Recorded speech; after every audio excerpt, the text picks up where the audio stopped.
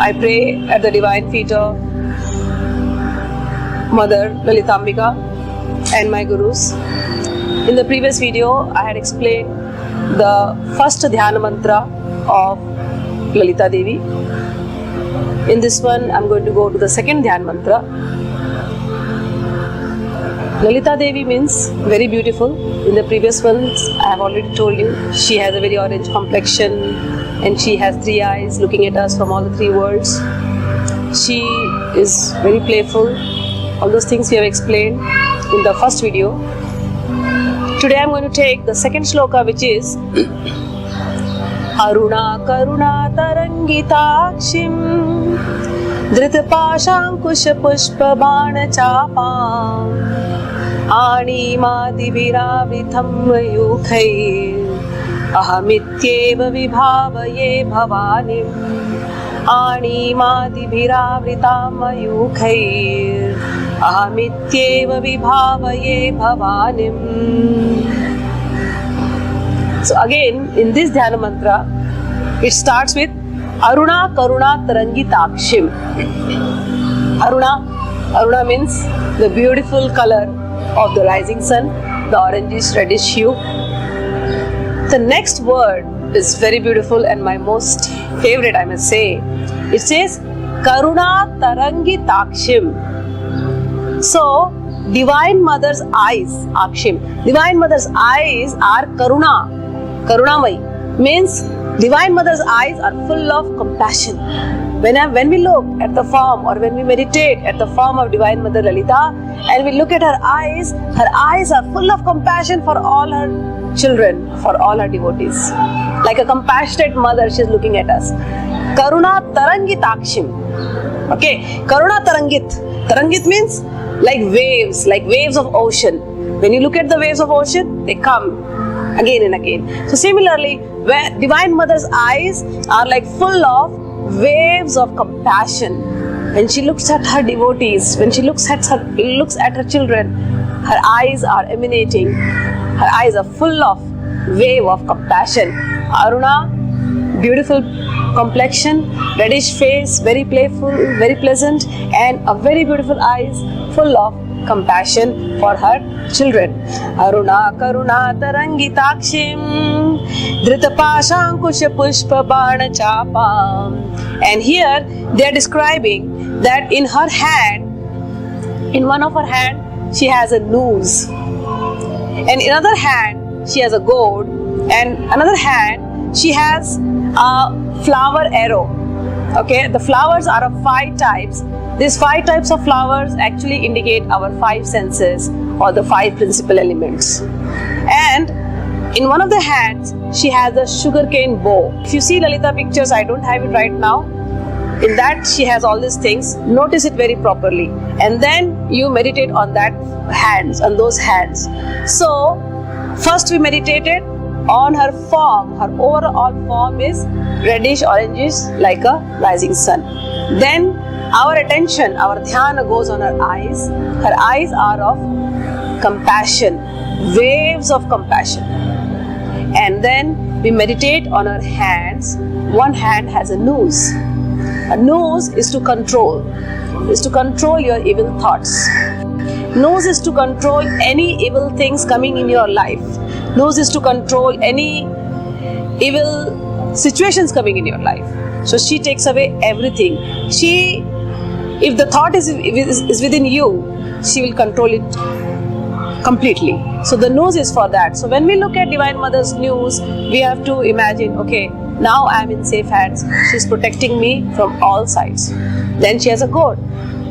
Okay, the gourd also is the same thing, to cut away all the negativities of our life, to negative people, negative situations, negative thoughts, anything that is obstructing us, that is an obstacle in our life, which is keeping us away from the benefits that we get by chanting the Lalita Sahasranam. So Divine Mother's hands, one is the nose, one is the gourd, and the another one is the flower arrow.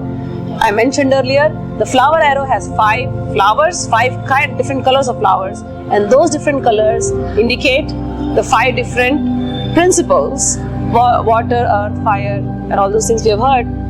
From those, come become these body parts. So we have 5 senses. From the 5 senses we are seeing, we are receiving a lot of knowledge.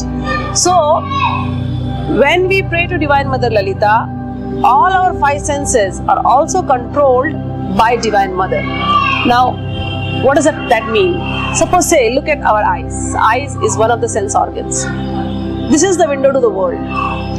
How we train our eyes? Most of the time when we are looking at the world, most of the time we have been trained to look at things which are exciting. For example, looking at a movie may excite us. That seems very pleasant to the eyes. So, if we train the eyes to look at movies, we are actually training our eyes to go and settle in Tamaguna or Rajaguna. We are actually training our eyes to go in the mode of passion or mode of ignorance. The same eyes, if we train to look at gods, if the same eyes, we can train to look at Divine Mother's picture. The same eyes we can train to look at the temple. Okay, all those related to godly things. So then our nature becomes more spiritual and we go to mode of goodness. So the same sense organ, if we use to see worldly things, we are coming down from our highest stage of spirituality.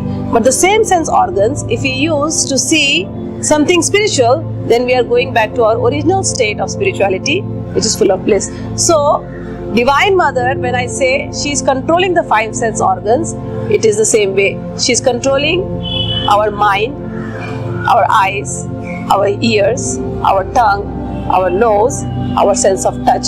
Everything is now being controlled by Divine Mother. When you think of the ears, we can train our ears to hear some movie songs, or to hear some gossip, to hear some rumors, or we can train our ears to hear satsanga, to hear topics about God, to hear the words of the saints, to hear Lalita Sahasranam, to hear bhajan. The quality of our life improves if we train our sense organs. So when you start chanting Lalita Sahasranam, this becomes very easy, because now Lalita takes control of your ears. If you do even a little mistake on this path, her nose and her goad will control you, and again you will have to go back to her. So that is the way, that is what is indicated by those 5 flowers, that she controls all your 5 sense organs. She controls all the 5 elements, principal 5 elements through which all these 5 sense organs have become. And that way she is controlling you to go back to her own abode, to go back to her. Okay? And in one of the hands she has the Pushpa Chapa Bana. She has the Chapa Bana. Chapa Bana means a sugar cane. So she has a sugar cane. What does that indicate? The sugar cane indicates the mind. I have always mentioned, the mind is your best friend, or the mind is your worst enemy. How you train your mind, that is what you will become.